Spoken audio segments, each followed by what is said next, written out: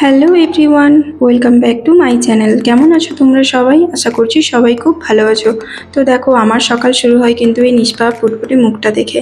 তো যাই হোক, এই ফুটফুটে মুখটা সকাল সকাল দেখলে সারা দিন ভালো যায়।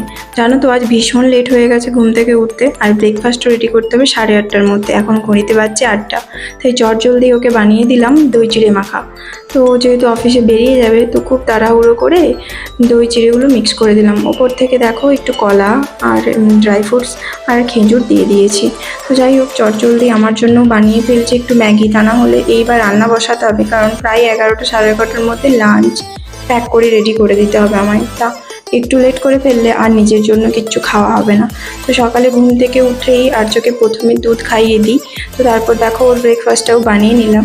ওই সুজি আর ওর সঙ্গে দিয়ে দিলাম দুটো খেজুর, একদম নুন দিয়ে যেরকম সেদ্ধ হয় একটু দুধ দিয়েছি। ব্যাস, তারপর পুরো ঘর গুছিয়ে নিয়ে ওকে ফ্রেশ করে রুমে রেখে গেলাম।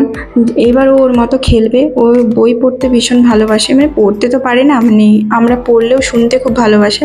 তো ওই পশু পাখির ছবি টবি দেখে, ব্যাস ও ওর মতো বই নিয়ে সময় কাটাক। এবার আমি আবার রান্নাঘরে চলে এসেছি।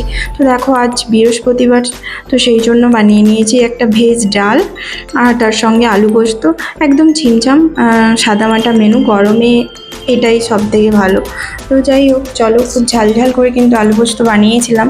আর এবারও টিফিনটাও প্যাক করে দিই, একটু স্যালাড, একটু আচার আর একটু পাঁপড় ভেজে দিয়েছি। তো দেখো, বিকেলবেলা আমরা লাঞ্চ টাঞ্চ সেরে ওকে ঘুম পাড়িয়ে দিয়েছি। তো ও ঘুমোচ্ছে যখন, তখন আমি ওর জন্য চলে এসেছি রান্নাঘরে। ওর জন্য একটা স্যারেলেক্স বানাবো। তো নিয়ে নিয়েছি ওটস, তোমার চিড়ে, তারপর আলমন্ড, তারপর নিয়েছি আখরোট, কাজু আর নিয়েছি মাখানা। তো এই স্যারেলেক্সটা খেতেও ভীষণ পছন্দ করে। তো এইগুলো আমি ওই একটু ড্রাই রোস্ট টাইপের করে নেব। তো ওই মাখানাগুলো যখন দেখবো যে হাতের সাহায্যে ভেঙে আসছে, তো তখনই বুঝে নিতে হবে আমাদের স্যারেলেক্স রেডি। তারপর কি, মিক্সার গ্রাইন্ডারে এটা ভালো করে পেস্ট করে নিয়ে একটা এয়ারটাইট কন্টেনারে রেখে দিই, আর বেবিকে সকালে বা বিকেলে দিতে পারেন। তো যাই হোক, বিকেলবেলা আবার ওকে নিয়ে বেরিয়ে পড়েছি। ওই টুকটাক জিনিসপত্র নিতে হবে ডিপার্টমেন্টাল স্টোর থেকে, গ্রসারি আইটেম কিছু। তো ও তো আসার পরে বাইক থেকে নামছেই না। তো সব কিছু নেওয়া হয়ে গেছে। তো এবার আমরা ফিরে যাচ্ছি বাড়ির উদ্দেশ্যে।